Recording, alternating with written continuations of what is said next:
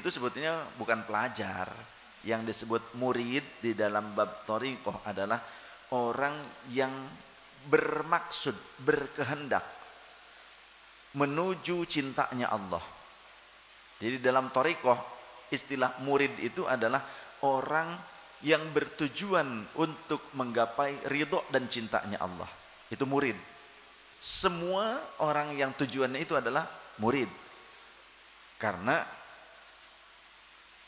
ketika seseorang memiliki rasa cinta, lantas cintanya itu tidak terkait dengan duniawi, cintanya hanya benar-benar terkait dengan cintanya Allah, maka bukan dia yang menuju kepada Allah, tapi hakikatnya Allah yang menuju kepada si hamba tersebut. Sekali lagi, ketika seorang hamba beribadah, menghamba, taqarrub kepada Allah yang tidak ada lain tujuannya kecuali cinta dan ridhonya Allah, maka hakikatnya bukan dia yang ta'abbud. Awalnya ta'abbud. Ta'abbud artinya ta'abbada ya ta'abbadu ta'abbudan, menghamba. Tapi jika si hamba ini dalam penghambaannya kepada Allah, ya kepada Allah ta'abbudnya, ibadahnya kepada Allah, penghambaannya itu tidak ada intrik yang lain, tidak ada tujuan yang lain, pure, murni. Dia memurnikan, ya, hanya tujuannya untuk cinta dan ridhonya Allah. Seperti Sayyidah Rabi'ah Al-Adawiyah, ya Allah, jika aku menghamba kepada Allah, beribadah kepada Engkau karena takut neraka, bakarlah aku dalam neraka.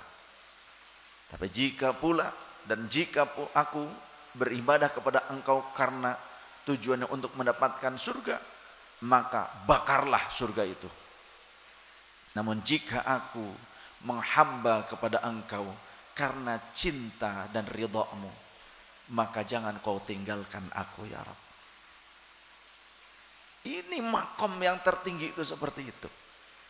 Sehingga ketika memurnikan tujuan karena Allah, cinta dan ridhonya Allah, tidak ada yang lain, tidak ada surga, ya, harapan surga, takut neraka, maka hakikatnya bukan hamba yang menuju Allah, tapi hakikatnya Allah yang menuju sang hamba, meraih sang hamba. Sebagaimana seperti halnya Rasulullah SAW menyatakan, may yuridillahu bihi khairan yufaqihu fiddin. Siapa yang oleh Allah dikehendaki, man utawi sopone wong, yuridillahu bihi khairan, yang Allah aroda yuridu, Allah berkehendak, bihi kepadanya, kepada si hamba, khairan menjadi baik atau memberikan kebaikan, maka yufaqihu fiddin, Allah akan memfaqihkan, memfahamkan dia di dalam agama. Jadi ketika Allah memfaqihkan seorang hamba dalam agamanya, tujuannya sebetulnya Allah ingin menjadikannya menjadi orang baik, dan Allah menghendaki ada kebaikan yang diberikan kepada sang hamba. Jadi bukan si hamba yang mendekat kepada Allah, hakikatnya Allah mendekat kepada hamba. Sebagaimana dalam hadits qudsi, jika hambaku mendekat kepadaku satu jengkal, maka aku akan mendekat kepadanya satu hasta. Jika hambaku mendekat kepadaku satu hasta, maka aku akan mendekat kepadanya satu depa.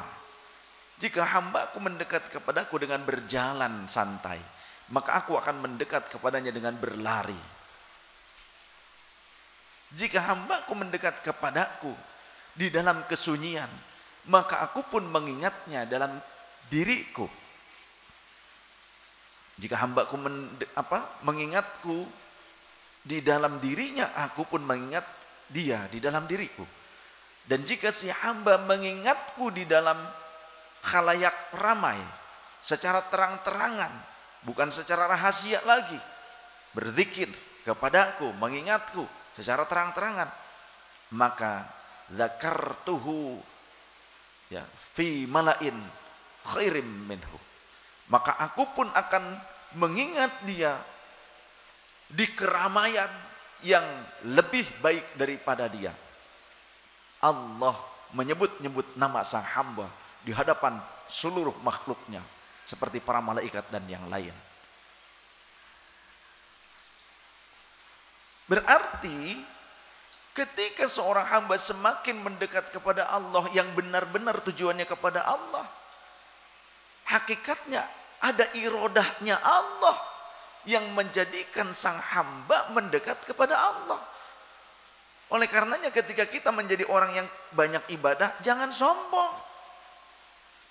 Ketika sombong, jangan harap kita akan bisa istiqomah dalam ibadah tersebut, dalam kebaikan tersebut. Karena Allah tidak akan ridho. Ketika Allah tidak akan ridho, ketika irodahnya Allah tidak menjadi milik kita, tidak diberikan kepada kita, maka yang ada berat rasanya. Ketika kita memperbanyak wiridan, memperbanyak sholat, memperbanyak puasa, memperbanyak sedekah, kita patutnya bersyukur kepada Allah. Alhamdulillahilladzi hadana lihada. Segala puji bagi Allah. Puji itu seluruhnya milik Allah yang telah menunjukkan aku kepada kebaikan ini, yang telah menghidayahkan kepadaku tentang petunjuk amal soleh ini, petunjuk syariah ini, petunjuk thariqah ini, jalan-jalan indah ini, jalan cinta, jalan hidayah ini. Harusnya bersyukur. Jangan cuma dijadikan sebagai muqaddimah pidato. Alhamdulillahilladzi hadana lihada, cuma jadi muqaddimah pidato. Tapi isinya caci maki, merasa paling suci dibandingkan yang lain.